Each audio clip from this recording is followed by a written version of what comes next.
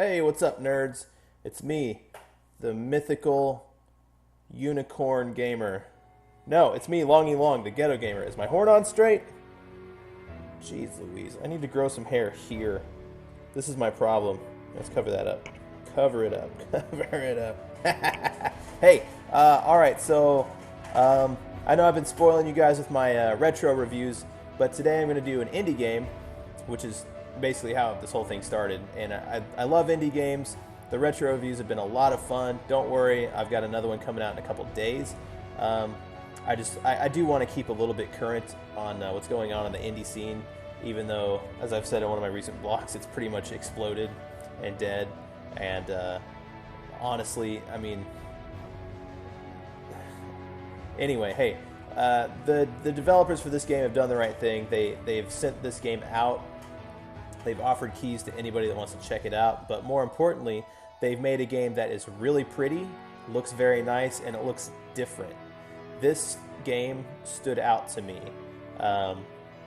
mostly because of the color selection. It's bright, and you don't see this all the time. This doesn't look like anything else I've seen. This is Hypernova, Escape from Hadea, not to be confused with Tyler Perry's Escape from Medea. Sorry. Anyway, yeah. They've gone to great lengths. A good title screen tells me a lot about a game. They basically, this alone says, like, look, we made a game, and then we kept making it to make it as awesome as we could. There's a lot of movement on the screen, nice font, a lot of pretty colors, unique colors, very lavish kind of art style with just all these... Oh, you can't see my mouse. I meant to change that. But all these little lavish details in just in the frame. Anyway, and if you look at the options, you can see it's very customizable. Shadows off. The shadows are off because I'm on my wife's laptop. I'm on my wife's really crappy non-gaming laptop with Windows 8, and I'm getting 50 frames per second.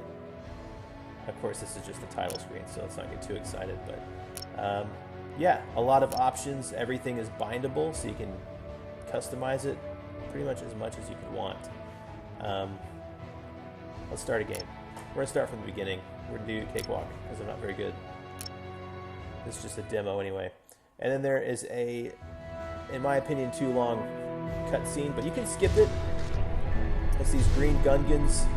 The idea of the game is that these guys' home planet is going to be destroyed as their star goes hypernova, and they are building a temporary colony on their moon, which is uninhabitable, but through brute technological force, they're going to colonize a swath of the moon until they can gather the resources they need to build a gate and move what's left of their civilization to a new star system that's not exploding.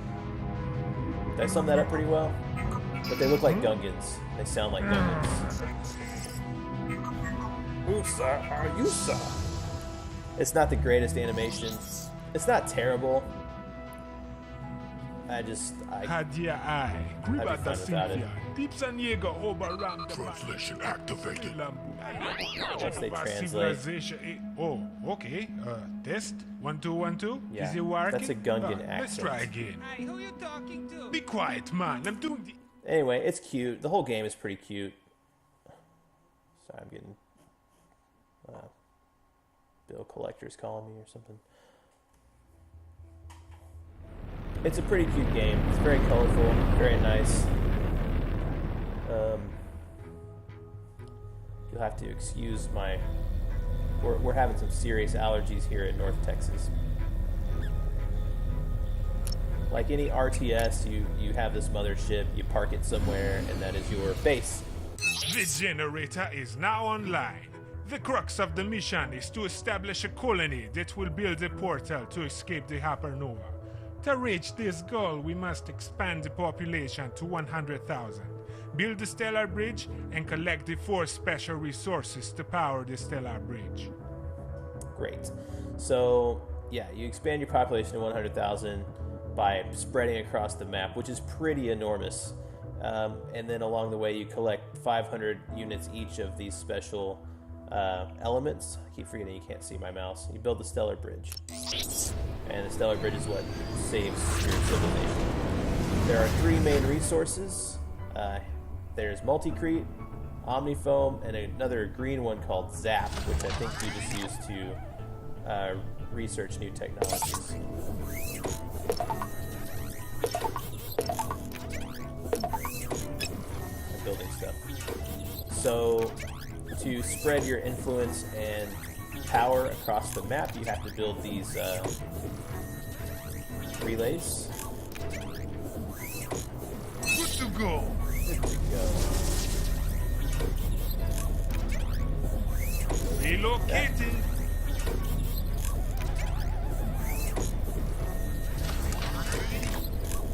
Interface is pretty standard for an RTS. Sharp heels in Blah, blah, blah, blah. What he says there is basically that you're playing a tower defense game. So even though you're playing it like an RTS kind of city builder, really more of a city builder than an RTS, because you don't build troops, you don't go attack the enemy. All you build are defense turrets. And this is a layer. So enemies will come out of here throughout the entire game. I don't think you can even destroy a layer, even though it has hit points. So I don't know. I don't know what the deal is with that. Good to go. Anyway, they come out of the lair and they come down the road and they attack whatever you've got that is attacking them. The purple fog of war is not like other fog of war that you've seen. It's thematically it's poisonous gas, and you can't build anything there. You can't explore beyond it. Well, you can, but flying it there, man. The game is mostly a balance between building these relays to spread power, to power the purifiers, to get rid of the fog of war, so that you can mine resources, and then you keep growing. You've also got, of course, your standard. Here's a tech tree. We need that to research tech, to unlock the tech tree. And then you've got your standard colonist buildings. Okay. So this is your driller. We'll go over here and do a multi-tree. One interesting thing about this game is that all your buildings are movable. So once a driller has exhausted a resource, you don't destroy it and build another one. You just pick it up and move it for free. I do think, I don't know if I mentioned this already, but the number in the bottom middle of the screen, 125 out of 880, that's your total power. And I think that you only have that much power to get you through the entire game. Oh man, I built that too close. Moving out. So once you max out your power usage, you've got to start moving buildings and just kind of relocating your stuff to be most effective. Already. And it seems like I'm having a hard time because my mouse broke while I was trying to film this, and I'm using my laptop trackpad. And it's okay, it's not too bad with this game. You won't catch me playing an FPS with it. And without the mouse wheel, I don't know how to zoom in and out. And oh, well, I'm almost done already. I was trying to keep this video short so that you guys can see. So I don't expect you to sit there and watch me play this game for like 20 minutes. Maybe you would, I don't know. I got work to do. Here they come. Here they come. So, see the little dude leaving his lair here. Coming down the road this way. Look at him.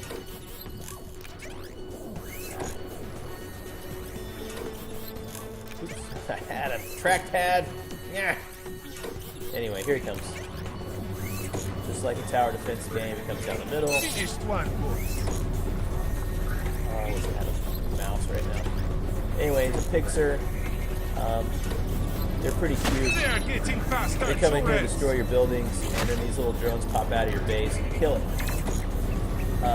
Which is fine at first, but of course, you're going to want to build towers for defense, and you evolve those throughout the game. Here's our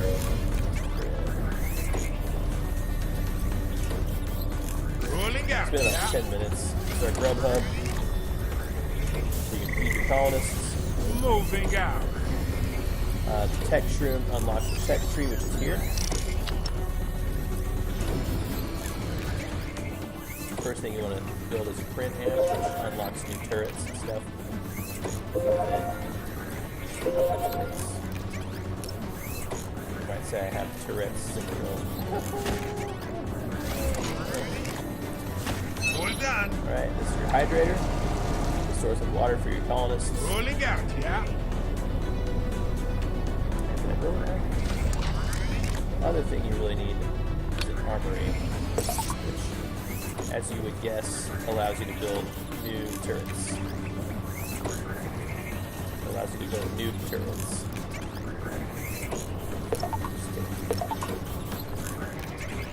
Okay, so that's the basics. I've got to say, I will recommend this game. It's really pretty, it's fun, it's addictive, and it's really well thought out. I like the term fully realized. Like, the devs didn't just plop out a game. They built a game and then they prettied it up and they did all the right things to get my attention. Like I said, I get a lot of invitations to play and review games that I just ignore because the games don't appeal to me. They're not pretty. I don't have time. Let's get it moving. And it takes something really nice like this to actually get me to stop what I'm doing and say, yeah, I'll take a copy of that. Hold on. Armory here, you build your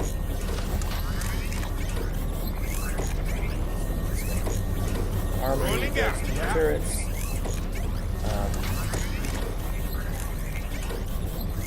Good to go. Am I building a print amp yet or not?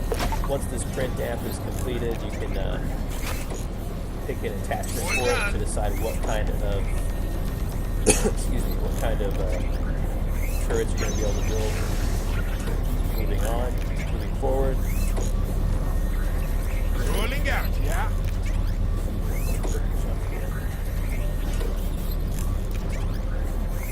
Alright, I'm going to stop.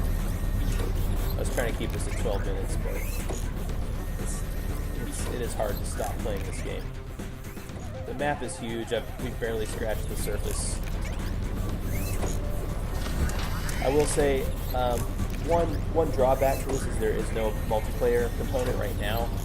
I would be astounded if the devs didn't do an update to multiplayer. I would guess that they're just not going to do it until it's ready, rather than just releasing it, half-baked. There's so many devs. Let's get it moving. No offense, devs. I would say every game is a miracle because I've tried coding. I've tried, I've tried like level design with Unreal and Finish the task. I can't do it. I don't want to do it. I don't have time and patience. And just the amount of diligence that it takes to put together a game. It's amazing. So the amount of diligence that it takes to put together a game and then make it really pretty and make sure that it's playable, I just can't imagine. Alright, let's build this doodad right Flying here. it there, man. So, save. Hypernova, Escape from Hadea. It's on Steam. I don't know what other platforms it's on. I have the Steam version, and it's really good. It's a cute little game. It's fun. I've already said this stuff. Just get it. Okay. Hey, thanks for watching. I should have a retro review posted in a day or two. I believe it's Platoon on the NES. So look forward to that. Thanks for watching. Bye-bye.